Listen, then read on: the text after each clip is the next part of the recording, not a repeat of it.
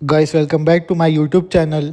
और आज हम स्टार्ट करेंगे unit 1 of international finance.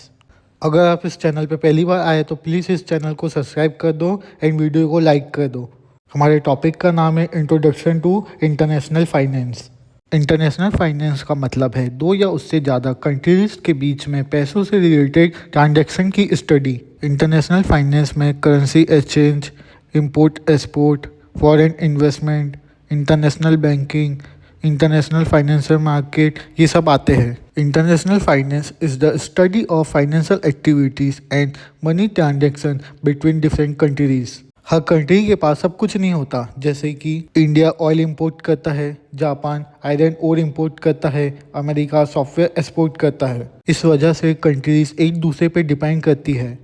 International finance के बहुत सारे फंक्शंस होते हैं, जैसे कि इंपोर्ट और एक्सपोर्ट के लिए, जैसे कि कंट्रीज एक दूसरे से गुड और सर्विस खरीदती है एंड बेचती है।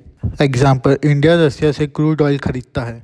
Point 2, international borrowing and lending. अगर कभी कंट्रीज को पैसे की ज़रूरत होती है तो वो वर्ल्ड बैंक या दूसरी कंट्रीज से लोन लेती है। Point 3, foreign investment. कंपनीज दूसरी कंट्रीज में बिजनेस करती है, जैसे कि हुंडई साउथ कोरिया की कंपनी है लेकिन इंडिया में भी फैक्ट्रीज है। Point 4, different currencies. हर देश की करेंसी अलग होती है, जैसे कि इंडिया में रुपीस चलता है, यूएसए में डॉलर चलता है, जापान में येन चलता है।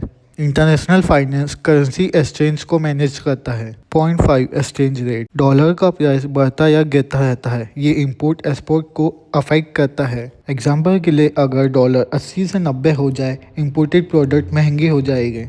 अगर इंटरनेशनल फाइनेंस ना हो तो कंट्रीज के बीच ट्रेड और बिजनेस प्रॉपरली नहीं हो पाएगा। अब हम देखेंगे इंटरनेशनल फाइनेंशियल ऑर्गेनाइजेशन।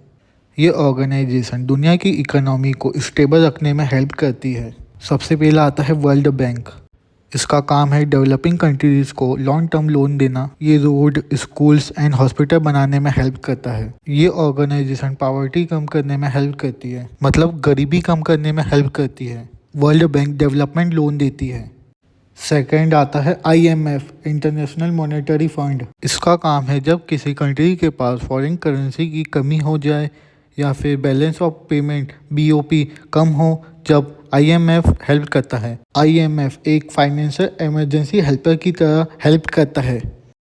थर्ड होता है IFC, इंटरनेशनल फाइनेंस कोऑपरेशन। इसका काम होता है प्राइवेट कंपनीज को इन्वेस्टमेंट और फाइनेंशियल सपोर्ट देना। ये ऑर्गेनाइजेशन बिजनेस ग्रोथ को एनकरेज करता है। IFC का मेन काम है प्राइवेट बिजनेस सपोर्ट देना।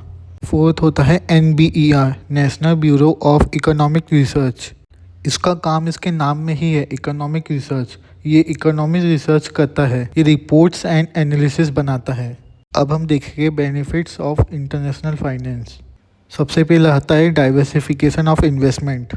डाइवर्सिफिकेशन का मतलब है अपना सारा पैसा एक ही कंट्री में इन्वेस्ट ना करके अलग अलग कंट्रीज में इन्वेस्ट करना। इससे रिस्क कम हो जाता है, रिटर्न बढ़ सकता है। अगर एक कंट्री की इकोनॉमी डाउन हो जाए तो दूसरी से प्रॉफिट मिल सकता है।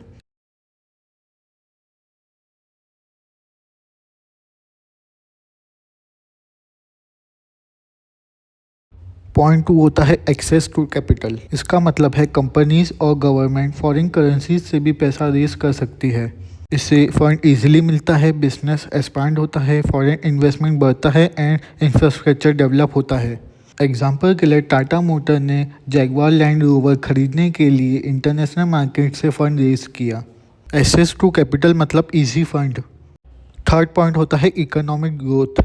जब फॉरेन इन्वेस्टमेंट आती है तो कंट्री की इकोनॉमी ग्रो करती है, क्योंकि न्यू टेक्नोलॉजी आती है, प्रोडक्शन बढ़ता है, इंडस्ट्रीज डेवलप होती है, एम्प्लॉयमेंट बढ़ता है। एग्जाम्पल के लिए चाइना में बहुत सारा FDI आया, फॉरेन डायरेक्ट इन्वेस्टमेंट। उसकी वजह से चाइना मैन्युफैक्चरिंग हब बन गया।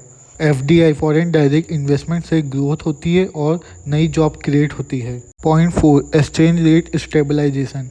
इंटरनेशनल फाइनेंस देश को अपनी करेंसी की वैल्यू स्टेबल रखने में हेल्प करता है। इससे करेंसी स्टेबल रहती है, ट्रेड स्मूथ होता है एंड अनसर्टिनिटी कम होती है। एग्जाम्पल के लिए जापान अपने फॉरेन एक्सचेंज रिजर्व का यूज़ करके येन की वैल्यू को स्टेबल रखता है। Point 5, optimal resource allocation. इसका मतलब है पैसे और रिसोर्स वहाँ यूज़ किए जाते हैं जहाँ उनका सबसे अच्छा यूज़ हो सकता है। इसका बेनिफिट्स है रिसोर्सेज का बेटर यूज़ होता है, प्रोडक्टिविटी इंक्रीज़ होती है, इनोवेशन होती है, इकोनॉमी फास्ट ग्रो होती है। एग्जाम्पल के लिए एप्पल डिज़ाइन होता है यूएसए में, मैन्युफैक्चर होता है चाइना में एंड उसके बाकी कंपोनेंट डिफरेंट कंट्रीज़ में होते हैं। इससे एप्पल को कॉस्ट कम लगती है एंड एफिशिएंसी इंक्रीज़ हो जाती है। यहाँ पर हमारा पार्ट 1 ख़त्म होता है। अगर आपको वीडियो अच्छी लगी है तो प्लीज़ इस वीडियो को लाइक करो, कमेंट करो आपके डाउट्स को एंड ये वीडियो शेयर करो and please subscribe my YouTube channel Ankit Nagraj. Thank you for watching the video.